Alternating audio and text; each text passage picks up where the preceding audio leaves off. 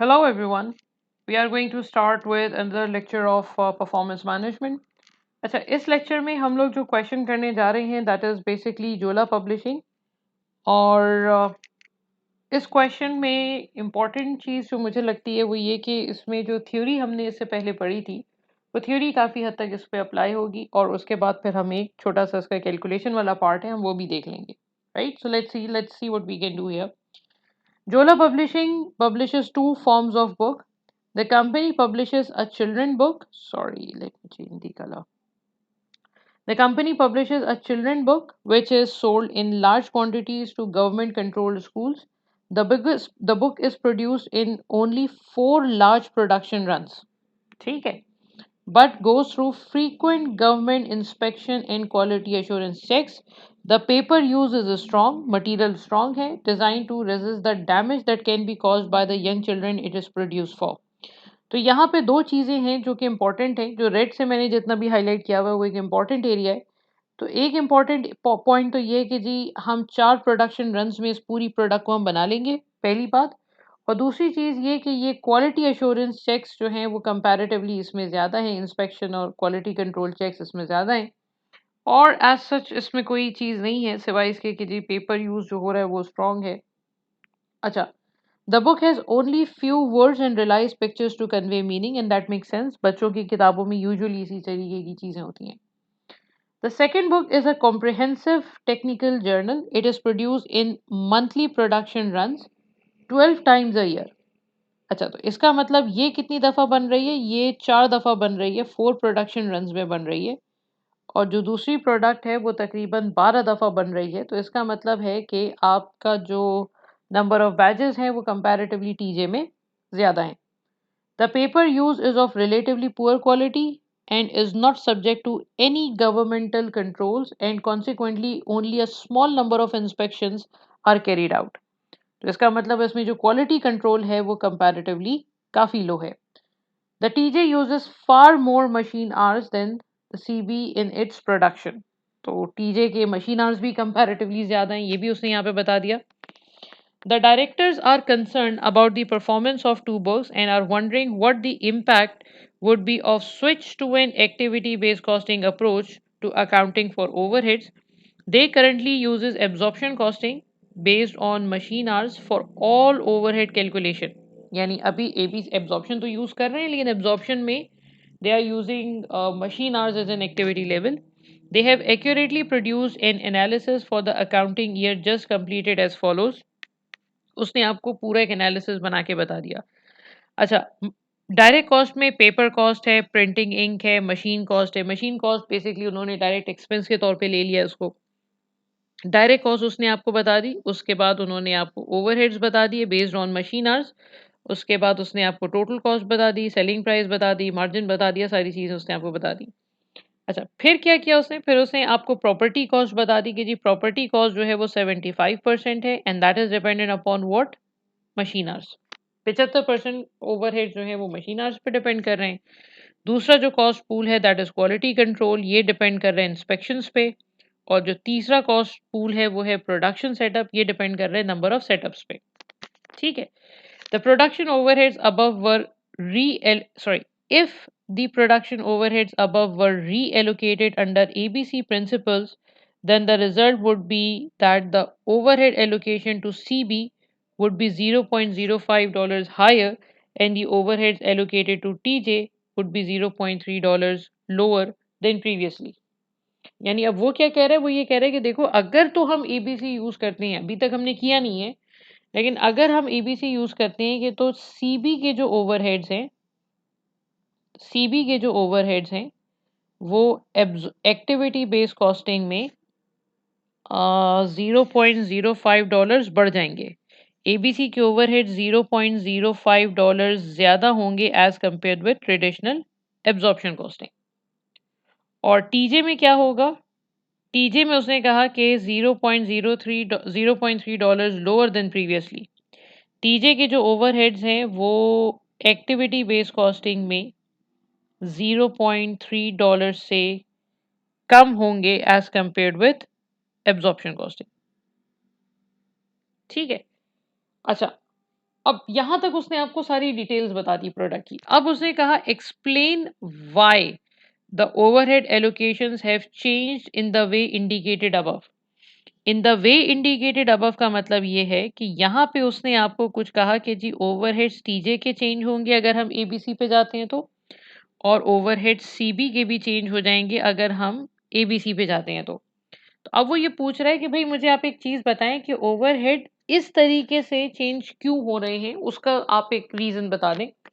अच्छा, यहाँ तक आके उसने एज सच कोई कैलकुलेशन वाला पार्ट नहीं दिया है, सिर्फ थ्योरेटिकली आपने एक हल्का सा आइडिया देना है कि क्यों ऐसा हुआ। अच्छा, यहाँ पे आके बच्चे बड़े अजीब अजीब सी चीजें सोचने लग जाते हैं। उनको लगता है कि पता नहीं क्या रिक्वायरमेंट है, पता नहीं किस तरीके से इसको करेंगे। देखिए, बाज़ औक़ात चीज़ें बड़ी सिंपल होती हैं, हमें सिर्फ़ चीज़ों को कनेक्ट करना होता है।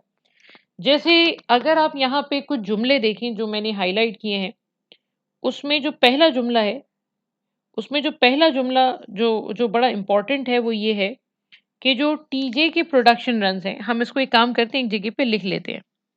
पहले सीबी लिख लेते हैं, फिर टीजे लिख लेते हैं, ठीक है? सीबी में जो प्रोडक्शन रन्स हैं वो 4 हैं, ठीक है? और टीजे में जो प्रोडक्शन रन्स हमने यहाँ पे देखे थे वो तकरीबन 12 हैं, ठीक है? अच्छा, क्वालिटी कंट्रोल में जो इंस्पेक्शन होगी आपकी, इंस्पेक्शन के हवाले से उसने कहा था कि जो सीबी है उसमें फ्रीक्वेंट गवर्नमेंट इंस्पेक्शन होती है, उसकी जो इंस्पेक्शन है वो फ्रीक्वेंट गवर्नमेंट इंस्पेक्शन है। तो इसका मतलब ये हुआ कि इसमें जो इंस्पेक्शन है वो ज़्यादा है और टीजे में जो नंबर ऑफ इंस्पेक्शंस हैं वो कम है, ठीक है? अच्छा, फिर उसने एक और जुमला कहा था, the TJ uses far more machine hours than CB. Machine hour जो टीबी के हैं वो टीजे के हैं वो बहुत ज़्यादा हैं, आर फार हायर, ठीक है? Let's make double arrow here, far higher as compared with T CB. CB के ओवरहेड्स टी सीबी के जो मशीन आवर्स हैं वो कंपैरेटिवली कम हैं, ठीक है? अच्छा, मैंने यहाँ पे मार्क्स शायद लिखे नहीं है, लेकिन जहाँ तक मतलब ये जो ओरिजिनल क्वेश्चन आया था ये पार्ट 6 मार्क्स का था, ठीक है? अब 6 नंबर का अगर ये पार्ट है तो आप 2 मिनट रुक ज़रा इस वीडियो को पॉज़ करें और ये सोचें कि इस 6 नंबर में टेक्निकली आपको कितने पॉइंट्स लिखने चाहिए? कितने पॉइंट्स यहाँ पे होने चाहिए? यहाँ पे तकरीबन 3 चीज़ें हैं जो इम्पोर्टेंट हैं, जो इस सवाल का इस जवाब का हिस्सा बननी चाहिए। पहली बात तो ये है कि देखिए, हम इस बात को समझते हैं कि ऐसा क्यों हुआ? ऐसा होने का एक बड़ा सिंपल सा रीज़न है, जो यहाँ पे जो हुआ है। पहली बात तो ये कि आपके जो सबसे इम्पोर्टेंट पॉइंट है यहाँ पे वो ये है कि अभी फ़िलहाल ओवरहेड्स एब्ज़ॉर्ब हो रहे हैं मशीन आवर्स की बेसिस पे। मेरी बात को गौर से सुनिएगा। अभी इस वक़्त जो कंपनी यूज़ कर रही है, वो यूज़ कर रही है मशीन आवर्स। ये कहीं पे लिखा था। Maybe I missed that somewhere. Um, या this point based on machine hours, ठीक है? तो अभी कंपनी मशीन आवर्स यूज़ कर रही है फॉर ओवरहेड डिस्ट्रीब्यूशन। अच्छा, अब अगर आप एबीसी पे जाते हैं तो 75% ओवरहेड्स जो हैं वो प्रॉपर्टी कॉस्ट से रिलेट कर रहे हैं और उसको अभी भी हम किस बेसिस पे डिस्ट्रीब्यूट कर रहे हैं? मशीन आवर्स की बेसिस पे। तो इसका मतलब अगर हम एबीसी पे स्विच करते हैं तो 75% ओवरहेड्स पे तो कोई फ़र्क नहीं पड़ेगा, ठीक है? 75% ओवरहेड्स तो सेम रहेंगे। अच्छा, शायद यही वो वजह है जिसकी वजह से आपके जो ओवरहेड्स हैं, उनमें कोई बहुत सिग्निफिकेंट चेंज नहीं आ रहा। उसमें जो चेंज आ रहा है वो एक जगह पे 0.05 का है, एक जगह पे 0.3 का है। सो चेंज कोई मेजर नहीं है। अगर ₹3 की ओवरहेड्स हैं, अगर ओवरहेड्स 3.95 और 2.3 है, तो उसमें बहुत माइनर सा चेंज आ रहा है प्रोडक्ट सीबी में और थोड़ा-सा ज़्यादा चेंज आ रहा है टीजे में। अच्छा, जो असल फ़र्क पड़ अच्छा, उसके बाद अगर हम प्रोडक्शन सेटअप कॉस्ट पे आएँ, तो प्रोडक्शन सेटअप कॉस्ट इटसेल्फ सिर्फ़ 2% है, 2% है।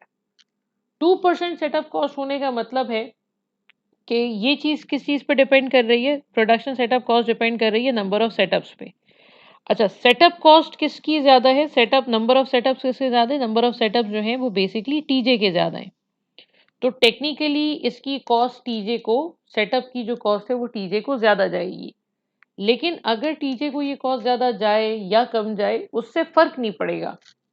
क्यों? क्योंकि ये कॉस्ट इटसेल्फ इतनी कम है कि इसकी डिस्ट्रीब्यूशन की बेस अगर चेंज हो भी जाती है या कोई डिफरेंट डिस्ट्रीब्यूशन भी होती है, तब आपके ओवरऑल फिगर पे कोई फर्क नहीं पड़ेगा।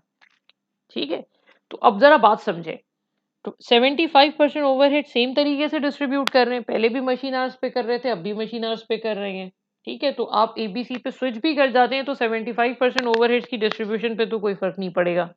अच्छा, प्रोडक्शन सेटअप कॉस्ट, ये इसकी इसकी आपका जो बेस है वो चेंज होगा, लेकिन चूंकि ये सिर्फ 2% 2% है, तो 2% की बेस अगर आप चेंज भी कर दें तो उससे ओवरऑल फिगर पे कोई सिग्निफिकेंट इफेक्ट नहीं पड़ेगा। वो पड़ेगा लेकिन इतना इनसिग्निफिकेंट पड़ेगा, आपको नहीं समझ में आएगा बहुत ज्यादा। तो इसका मतलब असल मसला किस चीज से आ रहा है? असल जो डिफरेंस क्रिएट कर रहा है वो बेसिकली क्रिएट कर रहा है क्वालिटी कंट्रोल कॉस्ट। कैसे? अब जरा इसको देखते हैं। देखिए अभी क्या हो रहा है, अभी अभी जो ओवरहेड्स हम डिस्ट्रीब्यूट कर रहे हैं वो मशीन आवर्स की बेसिस पे कर रहे हैं। इसका मतलब मेरे ओवरहेड्स का एक एब्जॉर्प्शन कॉस्टिंग में ओवरहेड्स का एक मेजर पोर्शन जो है वो टीजे में चला जाएगा, क्योंकि इसके मशीन आवर्स बहुत ज्यादा हैं। ठीक है? अब जब हम एबीसी पे स्विच करेंगे तो एबीसी पे स्विच करने से हो क्या रहा है, 23% ओवरहेड्स ऐसे हैं जो इंस्पेक्शंस पे डिपेंड कर रहे हैं और टीजे के नंबर ऑफ इंस्पेक्शंस बहुत कम है। इंस्पेक्शंस किसके ज्यादा हैं? सीबी के। तो क्वालिटी कंट्रोल की जो कॉस्ट है वो टेक्निकली सीबी को ज्यादा जानी चाहिए। सीबी की जो क्वालिटी कंट्रोल कॉस्ट है वो ज्यादा होनी चाहिए एज कंपेयर विद टीजे। लेकिन एब्जॉर्प्शन में हो क्या रहा है, हम क्वालिटी कंट्रोल, क्योंकि हमने तो डिफरेंशिएट किया ही नहीं ना, तो एब्जॉर्प्शन कॉस्टिंग में जो 23% कॉस्ट है वो भी चूंकि मशीन आवर्स की बेसिस पे ही डिस्ट्रीब्यूट हो रही है, तो उसका भी एक सिग्निफिकेंट पोर्शन जा रहा है टीजे पे। हालांकि जबकि एबीसी ये कह रहा है कि भाई 23% कॉस्ट है जो कि मशीन आवर से, जो कि क्वालिटी इंस्पेक्शन से रिलेट कर रही है, और इंस्पेक्शन सीबी में ज्यादा है, तो क्वालिटी कंट्रोल्स की ज्यादा कॉस्ट सीबी को जानी चाहिए। तो शायद यही वो वजह है कि जिसकी वजह से सीबी के ओवरहेड्स कंपैरेटिवली बढ़े हैं, क्योंकि उसको क्यूसी की कॉस्ट हमने ज़्यादा दी है, क्वालिटी कंट्रोल की कॉस्ट ज़्यादा दी है। और शायद यही वजह है कि एब्जॉर्प्शन कॉस्टिंग के जो एबीसी में अगर हम स्विच करते हैं तो टीजे के ओवरहेड्स कंपैरेटिवली कम हुए हैं, क्योंकि ओवरहेड जो क्वालिटी कंट्रोल कॉस्ट है वो टीजे को कंपैरेटिवली कम गई है। ठीक है? तो अब 6 नंबर में, अब वैसे तो ये आता नहीं है मल्टीपल टास्क क्वेश्चंस में, तो इसमें कंस्ट्रक्टिव रिस्पांस क्वेश्चन में, सॉरी, ये नहीं आता, तो उसमें लिखने वाला मसला तो नहीं है, लेकिन फिर भी जस्ट एक आइडिया, क्योंकि हम पेपर देने के लिए तो सिर्फ नहीं पढ़ रहे ना, हमें तो पता भी होना चाहिए क्या चीजें हो रही हैं। तो पहली चीज जो मोस्ट इंपॉर्टेंट पॉइंट है यहाँ पे वो ये है कि जो प्रॉपर्टी कॉस्ट है that is same. So overheads change, sorry, एक काम करते हैं, मैं इस वीडियो को पॉज करके एक दफ़ा लिख लेती हूँ और उसके बाद फिर हम उसको डिस्कस कर लेंगे। मेरे ख्याल में वो थोड़ा-सा टाइम बचा लेगा। ऑलराइट, सो यहाँ पे अब उन्हीं तीनों पॉइंट्स को हमने एक कमेंट की फॉर्म में लिख लिया। There has been an insignificant change in overhead per unit if company switches from absorption to ABC because 75% of the overhead 75% overheads are still distributed on the basis of machine hours. ठीक है, एक बात हो गई। Setup cost is just 2%, so its impact on overhead per unit was very low. आप इसको चाहें तो ये प्रेजेंट फॉर्म में आएगा। आप चाहें तो इसको क्या कहते हैं, मजीद कुछ अपनी तरफ से अगर आप ऐड करना चाहें तो आप फर्दर इसमें ऐड कर सकते हैं, थोड़ा सा जुमले को बड़ा चाहें तो कर सकते हैं। आई मीन हम ये कह सकते हैं कि भाई टीजे के जो ओवरहेड्स हैं वो कंपैरेटिवली, अगर अगर ये 2% ना होता, अगर ये ज़्यादा प्रोपोर्शन होता, तो इसका भी एक मेजर चंक टीजे को चला जाता, क्योंकि टीजे के जो नंबर ऑफ सेटअप्स हैं वो कंपैरेटिवली ज़्यादा हैं। अच्छा, फिर उसने कहा कि अच्छा, तीसरा पॉइंट ये इंपॉर्टेंट है। The major reason behind such change in overhead per unit is that quality control cost which is 23% of the total overhead has been distributed in a different manner. In absorption costing, significant proportion of QC has been allocated to TJ as it consume higher machine hours, but in activity-based costing, since it has been distributed on the basis of inspection, Uh, since QC cost has been distributed on the basis of inspection, so major part of QC has been allocated to CB, right? So this is basically how we can do this part. अच्छा, अब इसके बाद जो दूसरा point है वो ये है कि जी दूसरा पॉइंट जो है वो इसकी कैलकुलेशन का है। ठीक है, अब कैलकुलेशन हम यहाँ पे कर लेते हैं। Let's see what we can do here. Okay, paste मैंने इसलिए कंप्यूटर कॉपी पेस्ट इसलिए कर दिया क्योंकि ऊपर जगह कम हो रही थी। चलिए जी, let's see what we can do here. The requirement is to calculate the cost per unit, calculate cost per unit and the margin for CB and TJ by using machine hours to absorb the overhead। पहले तो आपने machine hours की basis पे traditional costing करनी है। ये part usually तीन से 4 नंबर का आता है। I'm assuming this to be 3 marks requirement। Calculate cost per unit and the margin for the CB and TJ using ABC costing principle to absorb the overhead। I believe it can be of 8 marks, but अब तो चूंकि वो ये multiple task questions पे आता है या आपके एमसीक्यूज में आता है, तो जाहिर सी बात है अब इसमें मार्क्स वाला मसला तो रहा नहीं, लेकिन बहरहाल फिर भी just for a simple idea. The directors are keen to introduce activity-based costing for the coming year and have provided the following cost and selling price data. The paper costs $2 per kilogram for CB, but the TJ paper costs $1 per kg. The CB uses 400 grams of paper for each book, 4 times as much as TJ uses. Printing उसने आपको CB और TJ का consumption भी बता दिया, paper क्योंकि उसने पहले कहा था पेपर की क्वालिटी दोनों की डिफरेंट है तो उसकी प्राइसेस भी अलग अलग हैं। Printing it cost $30 per liter। The CB uses 1/3 of the printing books of the larger TJ। The TJ uses 150 ml of printing ink book। तो अगर टीजे 150 ml यूज कर रहा है तो सीबी उसका 1/3 यूज कर रहा है, इसका मतलब सीबी में 50 ml मटेरियल लग रहा होगा। The CB needs 6 minutes machine time to produce each book, whereas TJ needs 10 minutes per book. The machine cost is 12 per hour to run। फिर उसने कहा था सेलिंग प्राइस उसने आपको बता दी। अब उसने ये कहा कि भाई ओवरहेड की डिटेल भी उसने आपको बता दी। उसने कहा कि जी ओवरहेड की ये सिचुएशन है। हमें पता है प्रॉपर्टी कॉस्ट मशीन आवर्स पे डिस्ट्रीब्यूट होगी। हमें पता है क्यूसी जो है वो इंस्पेक्शंस पे डिपेंड कर रहा है और प्रोडक्शन सेटअप जो है वो नंबर ऑफ सेटअप्स पे डिपेंड कर रहे हैं। ठीक है।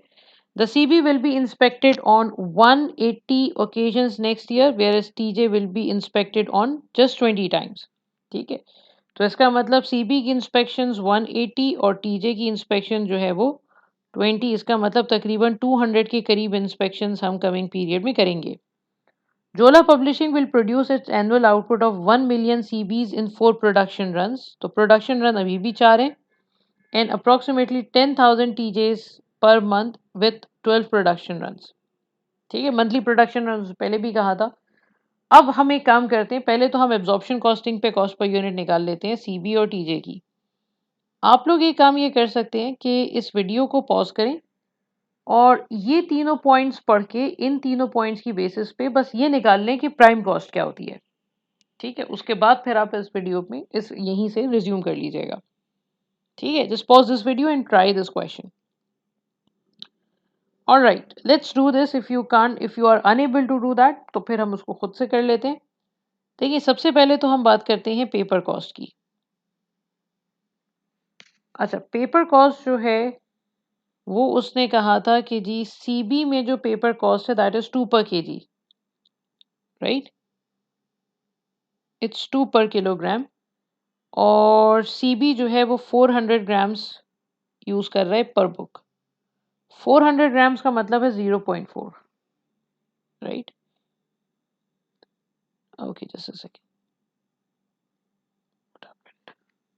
Okay, so 400 divided by 1000 times 2 is 0.8। अच्छा, टीजे में 1 केजी $1 की कॉस्ट है और इसमें ये कह रहा है कि 4 times as much as TJ uses।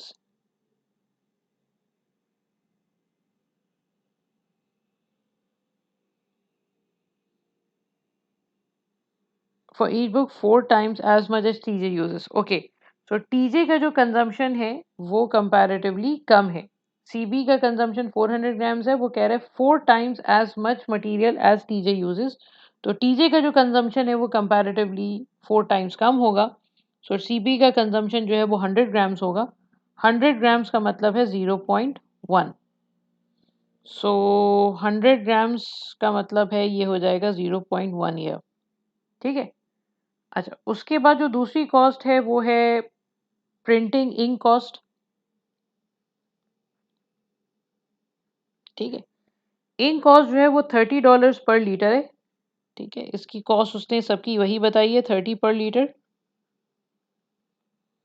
अच्छा, सीबी का जो कंजम्पशन है वो 1/3 है एज ऑफ टीजे, जो हमने यहाँ पे लिखा भी था 50 ml। तो 50 ml का मतलब है डिवाइडेड बाय 1000 मल्टीप्लाई बाय 30, ये बनेगा 1.5। ठीक है, 50 ml बनता है। 50 ml एक लीटर में 1000 ml होते हैं, तो डिवाइड करके we got this figure. TJ uses 150 ml of printing books. 150 ml of printing books divided by 1000 multiply by 30, ये बनता है 4.5।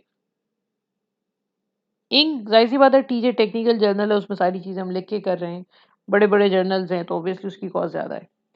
The CB needs 6 minutes of machine time to produce each book. Machine cost. ठीक है, इसमें 6 minute का मतलब है 6 divided by 60, 0.1 times 12, क्योंकि एक घंटे की कॉस्ट $12 है, तो मल्टीप्लाई बाय 12 ये हो जाएगा 1.2। और 10 मिनट लग रहे हैं, तो 10 divided by 60 multiply by 12 is 20। Let me redo this. 10 divided by 60 multiply by 12, it's 2, sorry. ठीक है, तो ये हो जाएगी आपकी प्राइम कॉस्ट। सो 0.8 प्लस 1.5 प्लस 1.2, ये बनता है 3.5। और 4.6 प्लस 2 इज 6.6। ठीक है, अब हम इसमें ऐड करेंगे ओवरहेड्स। ओवरहेड्स के लिए हम एक काम करते हैं, एक वर्किंग कर लेते हैं। ठीक है, यहाँ पे हम वर्किंग कर लेते हैं। देखिए, सबसे पहले तो प्रॉपर्टी कॉस्ट है। अच्छा, एबीसी ज़रा आप रिकॉल करें, एबीसी में सबसे पहले हम क्या करते थे, कॉस्ट पूल आइडेंटिफाई करते थे, वो मुझे पता है 3 है। फिर हम कॉस्ट ड्राइवर आइडेंटिफाई करते थे, वो भी हमें पता है। फिर हम निकालते थे ओवरहेड रिकवरी रेट्स। अच्छा, ओवरहेड रिकवरी रेट में सबसे पहले तो आ जाएगा प्रॉपर्टी कॉस्ट। ठीक है, property cost is 2160 and 000 divided by total machine hours. अच्छा, मशीन आवर्स की डिटेल उसने कहीं पे नहीं दी हुई, ये हमें खुद से कैलकुलेट करनी पड़ेगी। तो चलें कैलकुलेट करते हैं। देखिए, सीबी के कितने यूनिट्स बनाने हैं आपको? सीबी में 6 मिनट लग रहे हैं, ये बात कहीं पे उसने की थी। 6 मिनट्स लग रहे हैं सीबी में, ठीक है, और टीजे में 10 मिनट लग रहे हैं, right.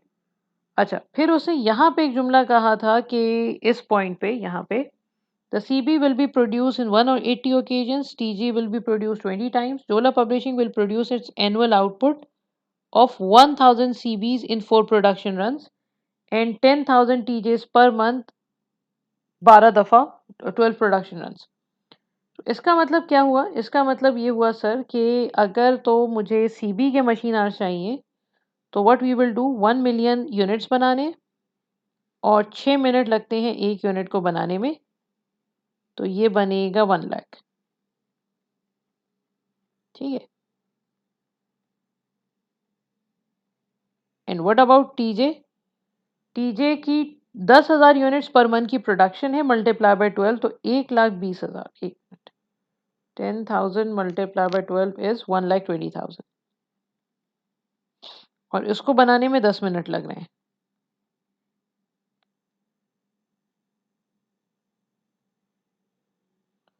20,000 hours for the second product. ठीक है, ये मशीन आवर्स आ गए।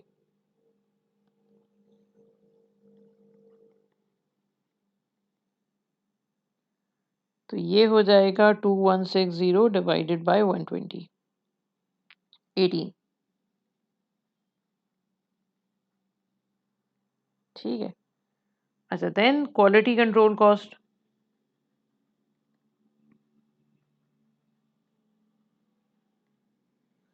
क्वालिटी कंट्रोल कॉस्ट 668,000 है।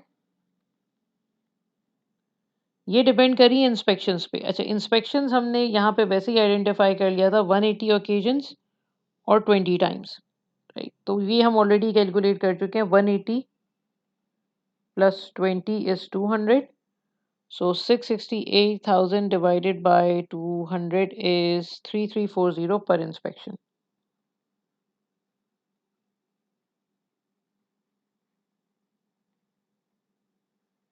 ठीक है। और जो आखिरी है वो है सेटअप कॉस्ट।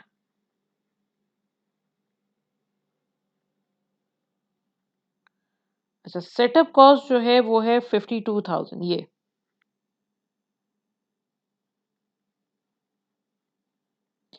अच्छा, सीबी के बारे में उसने कहा था कि सीबी को हम 4 डिफरेंट प्रोडक्शन रन्स में प्रोड्यूस करेंगे, ये वाला पॉइंट। और टीजे जो है वो 12 प्रोडक्शन रन्स में बनेगा पूरे साल में, मंथली एक प्रोडक्शन रन होगा। सो 4 production runs for CB and 12 production runs for TJ. ये हो जाएगा 52 divided, sorry, 52,000 divided by 16 is 3250 पर प्रोडक्शन रन। ठीक है।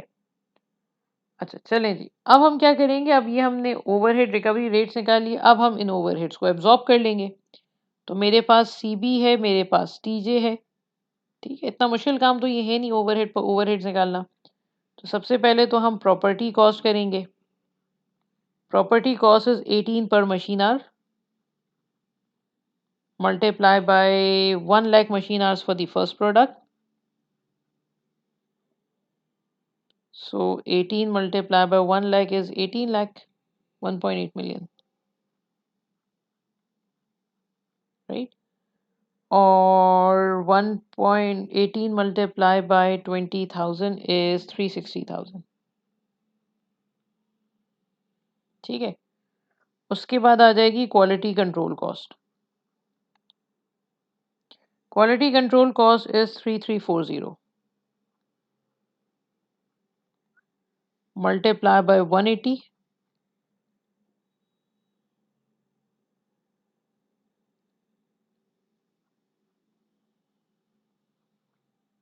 right?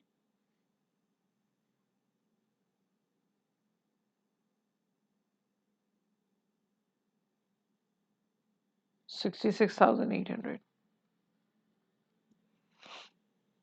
All right. And the last one is setup cost. Setup cost is 3250 per setup. So 3250 times 4, 13,000,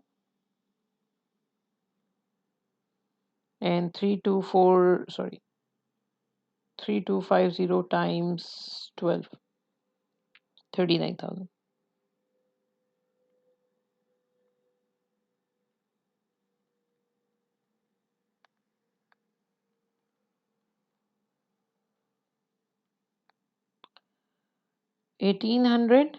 Sorry, 601.2 plus 13, 2414.2। ठीक है। Second case में हो जाएगा 360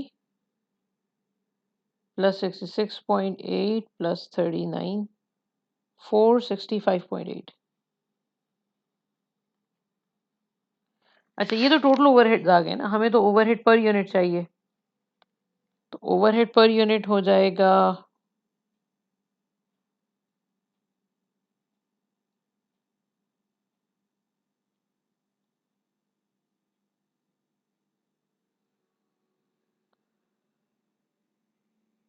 divided by 1 million.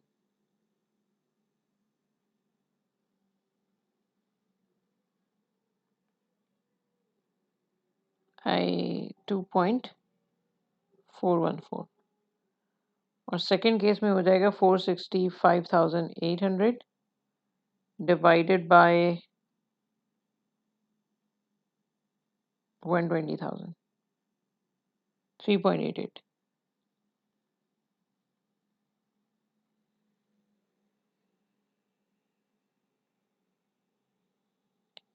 अच्छा, एक गलती हो गई है। हम लोग बेसिकली पार्ट ए कर रहे थे, पार्ट सी स्टार्ट किया था, लेकिन मैंने उसमें एबीसी अप्लाई कर दिया है।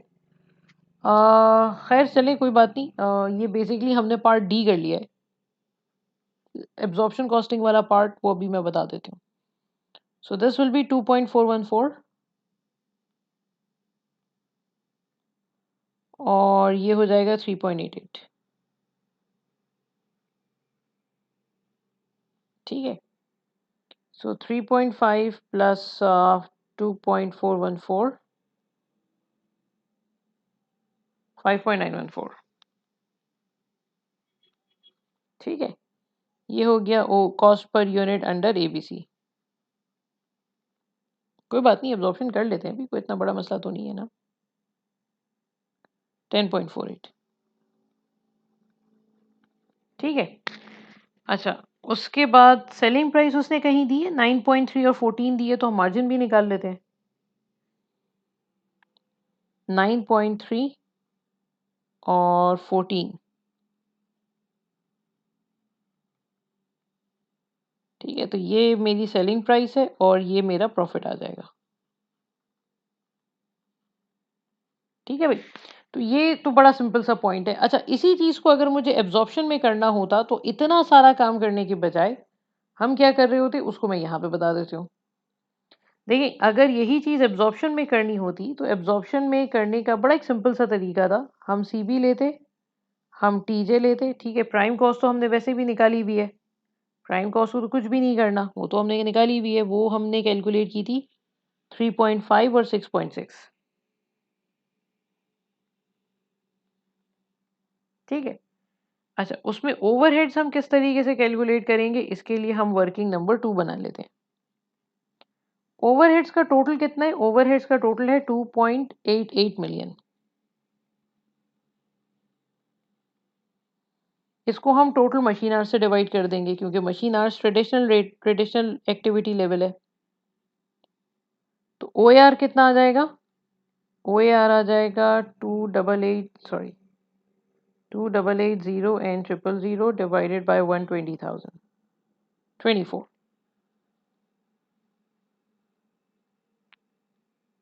ठीक है, अब पहली प्रोडक्ट को बनाने में लगते हैं 6 मिनट, तो 6 मल्टीप्लाई बाय 24/60 हो जाएगा। दूसरी प्रोडक्ट को बनाने में 10 मिनट लगते हैं, सो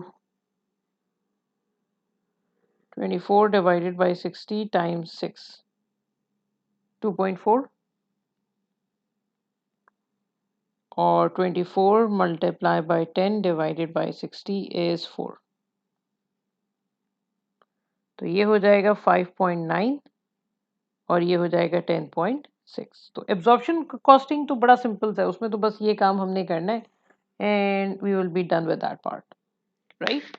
सो ये एक बड़ा ज़बरदस्त क्वेश्चन था जिसमें उसने थियोरेटिकल पॉइंट भी पूछा था।